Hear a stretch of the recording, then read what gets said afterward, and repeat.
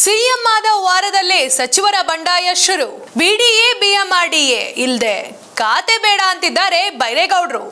DK ಸಂಪುಟದಲ್ಲಿ ಅಸಮಾನದ ಹೊಗೆ ಹೆಚ್ಚಳ, ಖಾತೆ ಹಂಚಿಕೆ ಗೊಂದಲಕ್ಕೆ ಸರ್ಕಾರ ಸಂಕಷ್ಟ. ನಮಸ್ಕಾರ ಬೆಂಗಳೂರು. ಡಿಕೆ ಶಿವಕುಮಾರ್ ಮುಖ್ಯಮಂತ್ರಿ ಆದ ಬಳಿಕ ಸಚಿವರಲ್ಲಿ ಖಾತೆ ಹಂಚಿಕೆ ಕುರಿತು ಅಸಮಾಧಾನ ದಿನದಿಂದ ದಿನಕ್ಕೆ ಹೆಚ್ಚಾಗ್ತಾನೆ ಹೋಗ್ತಿದೆ. ಅದರಲ್ಲೂ ಬೆಂಗಳೂರು ಅಭಿವೃದ್ಧಿಗೆ ಸಂಬಂಧಿಸಿದಂತಹ ಪ್ರಮುಖ ಖಾತೆಗಳಿಗಾಗಿ ಹಿರಿಯ ಸಚಿವರಲ್ಲೇ ಭಾರಿ ಪೈಪೋಟಿ ಮತ್ತು ಬೇಡಿಕೆ ಕೇಳಿ ಬರ್ತಿದೆ.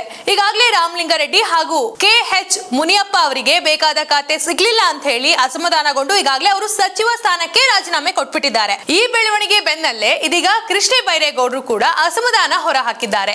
ಈಗಾಗಲೇ ಕೃಷ್ಣ ಬೈರೇಗೌಡರಿಗೆ ಬೆಂಗಳೂರು ನಗರಾಭಿವೃದ್ಧಿ ಖಾತೆ ನೀಡಲಾಗಿದೆ. ಆದ್ರೆ ಅಚ್ಚರಿಯ ಸಂಗತಿ ಏನಪ್ಪಾ ಅಂತ ಹೇಳಿದ್ರೆ ಅವರು ಇನ್ನೂ ಅಧಿಕಾರ ಸ್ವೀಕರಿಸಲು ಮುಂದಾಗಿಲ್ಲ.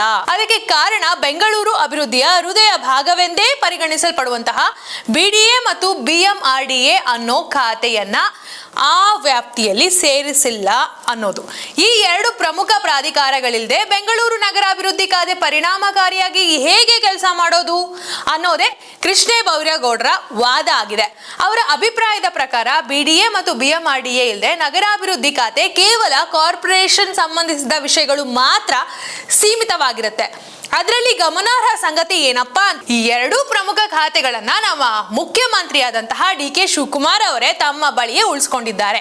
ಈ ಹಿಂದೆ DK ಶಿವಕುಮಾರ್ ಅವರು ಬೆಂಗಳೂರು ಅಭಿವೃದ್ಧಿ ಸಚಿವರಾಗಿದ್ದಾಗ BDA ಮತ್ತು BMRDA ಎರಡೂ ಸಹ ಈ ಖಾತೆಯೊಳಗೆ ಇತ್ತು. ಅದನ್ನ ಅವರು ಸಹ ಕಾರ್ಯನಿರ್ವಹಿಸ್ತಿದ್ರು, ನಮ್ಮೆಲ್ಲರಿಗೂ ಗೊತ್ತಿರುವಂತಹ ವಿಚಾರ. ಆದ್ರೆ ಈಗ ಕೃಷ್ಣ ಬೈರೇಗೌಡರು ನಗರಾಭಿವೃದ್ಧಿ ಸಚಿವರಾದಾಗ ಯಾಕೆ ಈ ಎರಡು ಖಾತೆಯನ್ನ ಅವ್ರಿಗೆ ಕೊಟ್ಟಿಲ್ಲ, ಈ ಎರಡನ್ನ ಯಾಕೆ ಈ ಖಾತೆ ಒಳಗಡೆ ಸೇರಿಸಿಲ್ಲ ಅನ್ನೋದು ಅವ್ರಿಗೂ ಅಸಮಾಧಾನ ಮತ್ತು ಎಲ್ಲ ಸಚಿವರಿಗೂ ಇದೊಂದು ಅಚ್ಚರಿಯ ಪ್ರಶ್ನೆಯಾಗಿದೆ. ಹಾಗೂ ಸಾರ್ವಜನಿಕರಲ್ಲೂ ಕೂಡ ಏನಕ್ಕೆ ಇದರಲ್ಲಿ ಅಷ್ಟೊಂದು ದುಡ್ಡಿದೆಯಾ ಇದ್ವಾ, ಇದಕ್ಕೋಸ್ಕರ DKಶ ಅವರು ಏನಾದರೂ ಬೇರೆ ಪ್ಲಾನ್ ಏನಾದರೂ ಮಾಡಿದಾರಾ, ಅಥವಾ ಜನರನ್ನ ಕೊಳ್ಳೆ ಹೊಡೆಯೋ ಪ್ಲಾನ್ ಇದೆಯಾ, ಅಥವಾ ಜನರ ರಕ್ಷಣೆಯ ಪ್ಲಾನ್ ಇದೆಯಾ, ಸರಿಯಾಗಿ ಗೊತ್ತಿಲ್ಲ.